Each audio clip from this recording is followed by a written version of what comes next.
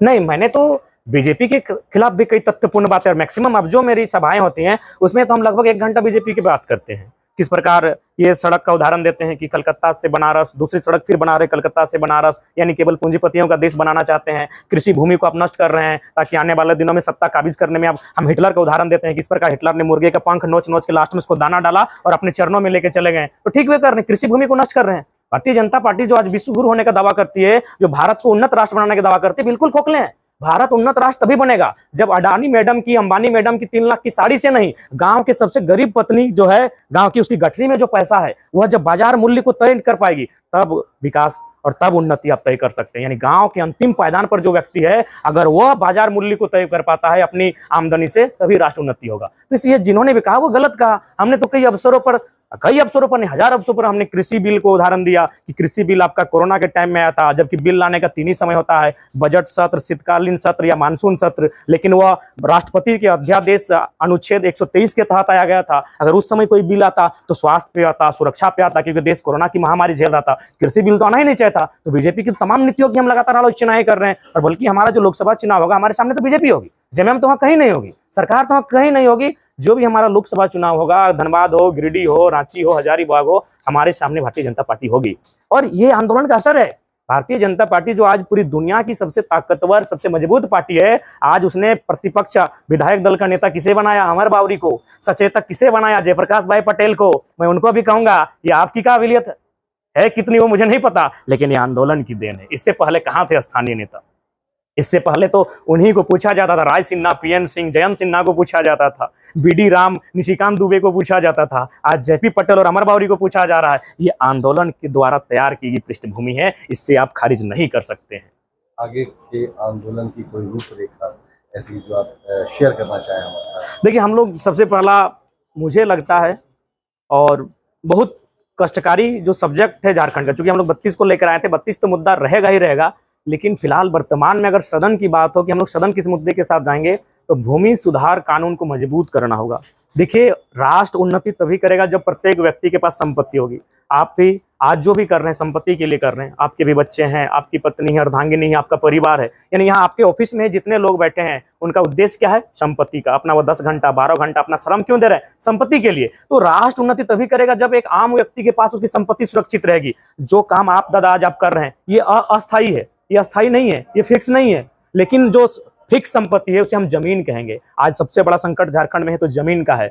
हम कहीं जाते हैं, प्रत्येक दिन हमको 10 गो फोन आता है कि देखिए ना, बड़ा बड़ा बिल्डर लोग मेरा जमीन हथिया लिया है, बीसीसीएल मेरा जमीन हथिया लिया है, सीसीएल मेरा जमीन हथिया लिया है। अतः सदन अगर हम लोग जाएंगे तो भूमि सुधार कानूनों में सुधार के लिए जाएंगे, जो अनुसूची 9 में शामिल है उन पर हम चर्चा करेंगे। और अगर जमीन की संपत्ति को नहीं बचाया जाएगा तो फिर कभी भी राष्ट्र उन्नति नहीं कर सकता है, क्योंकि जब तक एक आम व्यक्ति के पास संपत्ति नहीं होगी, राष्ट्र उन्नति होने के बारे में सोच भी नहीं सकता है। अतः हम लोग इसी मुद्दे के साथ पहले सदन में कुछ करेंगे। उसके बाद अगर धनबाद की बात करेंगे तो यहाँ पर्यावरण आएगा, प्रदूषण आएगा, नियोजन आएगा, पलायन आएगा, विस्थापन आएगा। तमाम मुद्दे हैं जिन पर हम लोग एक ऐसा वैचारिक माहौल तैयार करेंगे जहां पूरे देश को सोचने के लिए मजबूर होना पड़ेगा। और ये मैं आपके सामने बता रहा हूं, मैं महाराष्ट्र गया था। जब महाराष्ट्र में लोगों के साथ बात किया तो उन्होंने भी कहा कि झारखंड के साथ इतना शोषण होता है, इतना अन्याय होता है, ये तो हमको नहीं पता था। तो जब मराठियों को आज मालूम चला तो मुझे लगता है दिल्ली राजधानी में भी हमारी दर्द पीड़ा को मालूम चलना चाहिए। एक आखिरी सवाल आपसे, झारखंड की राजनीति में जयराम महतो एक बड़ा फैक्टर है, इसमें कहीं कोई शक नहीं। लोकसभा चुनाव छूट हो जाए, आने वाले विधानसभा चुनाव में, क्योंकि वो भी सिर पे ही है कह सकते हैं, उसमें क्या जयराम महतो दिखेंगे अपनी पार्टी के साथ? हाँ, या फिर किसी दल के साथ जुड़ेंगे और विधानसभा जो सदन में पहुंचने की आप बात कर रहे हैं कि सदन में पहुंचेंगे तब जाके जो सुधार, भूमि सुधार कानून है उसमें बदलाव लाएंगे, तो क्या उसकी तैयारी है? देखिए, निश्चय ही है। जब हम लोग केंद्र में जाएंगे तो भूमि सुधार कानूनों की बात करेंगे, क्योंकि इसका केंद्र का विषय। जब राज्य में आएंगे तो हम स्थानीयता की बात करेंगे। और देखिए, सबसे पहली बात, ये एक भ्रम फैलाया जाता है 1932 मतलब बाहर के लोग दिस दैट, ऐसा नहीं है। 1932 की जरूरत कहाँ होगी? पहला बात, एकदम साफ शब्दों में 1932 या फिर खतियान के आधार पर स्थानीय नीति। इसका मतलब ये थोड़ी कहा कि आप जो गैर झारखंड के लोग हैं यहाँ रोजगार नहीं करेंगे, गैर झारखंड के लोग यहाँ काम नहीं करेंगे, गैर झारखंड के लोग यहाँ कुछ करेंगे नहीं, आवास नहीं बनाएंगे। इसका मतलब है खतियान आधारित स्थान नीति का मतलब जब नियोजन नीति बनेगी उसमें एक लाइन इंक्लूड किया जाएगा स्थानीय निवासी, यानी जो 3rd और 4th ग्रेड की नौकरियां हैं। इसलिए इस भ्रम से बाहर आइए। हमारे लोग भी लाखों की संख्या में महाराष्ट्र में, तेलंगाना में रहते हैं, तो ये यदि इस राज्य में कहीं के लोग रहते हैं तो उनसे हमारी कोई सिकवा गिला नहीं है, बस हम स्थानीयता का लाभ वो नहीं ले सकते हैं। जिस प्रकार हमारे लोग महाराष्ट्र में स्थानीयता का लाभ नहीं लेंगे, हमारे लोग तमिलनाडु तेलंगाना में स्थानीयता का लाभ नहीं लेंगे, उसी प्रकार जो गैर झारखंडी लोग हैं जिनका अपने राज्यों में भी संबंध है और यहाँ भी वास करते हैं, वो स्थानीयता का लाभ नहीं लेंगे। यानी स्थानीय नीति को इंक्लूड किया जाएगा नियोजन नीति में। जमीन खरीदने में 1932 के खतियान की जरूरत थोड़ी है, या फिर आपको किसी अस्पताल की स्थापना करने के लिए, किसी एजुकेशन को पाने के लिए, किसी विद्यालय की स्थापना करने के लिए, कोई ऑफिस या चेंबर खोलने के लिए ये जरूरत पड़ेगी जब राज्य स्तर की यानी झारखंड नाम से संबंधित जो भी नौकरियां होंगी उसमें इसकी मांग कर रहे हैं। और अगर इसकी मांग कर रहे हैं तो क्या गुनाह कर रहे हैं? तेलंगाना ने तो सीधे 371 के तहत सारी नौकरियों को रिजर्व करके रखा है, कर्नाटक ने रिजर्व करके रखा है, पूर्वोत्तर भारत ने रिजर्व करके रखा है। तो यदि हम 3rd और 4th ग्रेड की नौकरियों में रिजर्वेशन एकदम 100% या फिर 90%, 85% अगर झारखंडियों की बात करते हैं तो क्या गुनाह करते हैं? कोई गुनाह नहीं कर रहे हैं। यही यूनिवर्सिटी बना है, जमीनें तो हमारी असबर जानते हैं, नाम भी है विनोद बाबू का, झारखंड के महानायक का, जननायक का। बताइए कितने पुरुष झारखंडी है?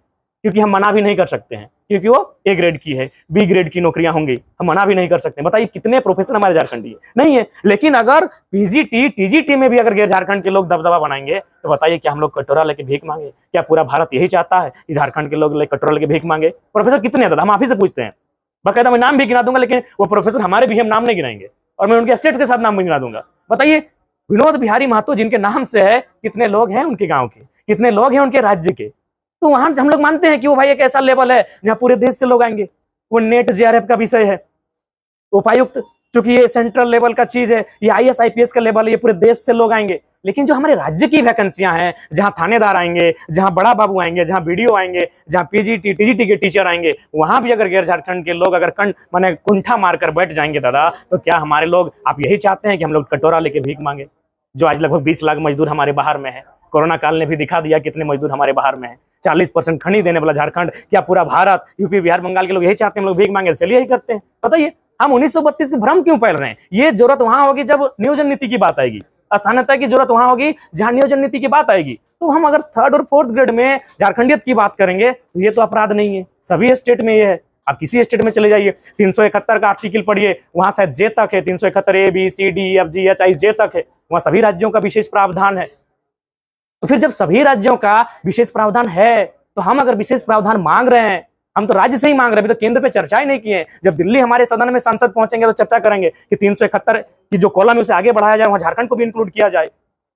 हम चर्चा करेंगे, क्यों नहीं करेंगे? आज अंडमान निकोबार की अगर बात करते हैं तो वो क्षेत्र प्रतिबंधित है, क्योंकि वहां जो अभी जनजाति रहते हैं वो बाकी जो लोग हैं उनसे सामंजस्य नहीं मिला पाते हैं, यानी वो प्रतिबंधित क्षेत्र हैं। अगर बाकी लोग वहां जाएंगे तो उनके जीवन शैली पर असर पड़ेगा। तो हम ये भी मांग करेंगे कि झारखंड को भी एक ऐसा क्षेत्र घोषित किया जाए जहां अगर विकसित लोग आएंगे तो हम डैमेज होंगे। और ये सच्चाई है, आज असुरी जनजाति खत्म होने वाली है, पहाड़ियां खत्म होने वाली है, बिरोहरी जनजाति खत्म होने वाली है, झारखंड की 8 भाषाएं खत्म होने वाली। क्यों? ना विकसित लोगों के हमारे साथ रहन सहन से। इसीलिए हम विकसित लोगों को सम्मान करते हैं, विकसित लोग आदर करते हैं, लेकिन हम उनके साथ नहीं टिक पाएंगे। ये सच्चाई है, और ये सच्चाई मैं नहीं कह रहा हूं, बिहार राज्य के हाईकोर्ट के जज ने हमको फोन किया था। अब आपको आश्चर्य होगा, बिहार राज्य के हाईकोर्ट के जज है, उन्होंने कहा ए बाबू लड़ाई तुम्हारी जेन्युइन है, क्योंकि एक ही टेबल में बैठकर तुम यूपी बिहार और बंगाल के स्टूडेंट से कम्पीट करोगे, एग्जाम नहीं सफल हो पाओगे। तुम्हारी शैक्षणिक पद्धति अलग है, उनकी मानसिकता अलग है, इसलिए तुम्हारा राज्य तभी विकसित होगा जब तुम्हारे लोगों के लिए विशेष प्रावधान होगा। और ये संविधान भी कहता है, विशेष प्रावधान की बात करता है, पिछड़े लोगों के लिए, पिछड़े राज्य के लिए, पिछड़े क्षेत्र के लिए विशेष प्रावधान करे। और संविधान का मतलब यही है कि एक व्यक्ति को भी हाशिए पे ना रखा जाए। ये हमारे देश के चीफ जस्टिस ऑफ इंडिया पूर्व में M हिदायतुल्लाह, उन्होंने भी कथन दिया था कि अगर राज्य कोई पिछड़ा हुआ राज्य है, जो थोड़ा सा अविकसित राज्य है, तो बाकी जो विकसित राज्य हैं उनके लोग नौकरियों में भारी संख्या में आ रहे हैं तो बैरियर लगाए, वो कंट्रोल करे, उन्हें वो रोकने की जिम्मेदारी राज्य की है, ऐसा उन्हें करना चाहिए। डॉक्टर राजेंद्र प्रसाद ने भी 1937 में वर्किंग कांग्रेस कमेटी को इस बात का स्पष्टीकरण दिया था, यदि भूमिपुत्र को अपने राज्य में अपने भूमिपुत्र होने का आभास ही नहीं होगा तो फिर इस राज्य के गठन का क्या मतलब होगा। उस समय भारत लगभग 15 प्रांतों में था, एक प्रांत क्यों नहीं था? कभी ये नहीं हो सकता एक प्रांत भारत। भाषा अलग है, हमारी भौगोलिक स्थिति अलग है, बिल्कुल कारण वही है, हमारी भाषाएं अलग है, हमारा पहनावा अलग है, हमारा रहन सहन अलग है। तो हमको इन बातों डाइवर्सिटी का हमको ख्याल करना होगा, और यही भारत की सुंदरता है।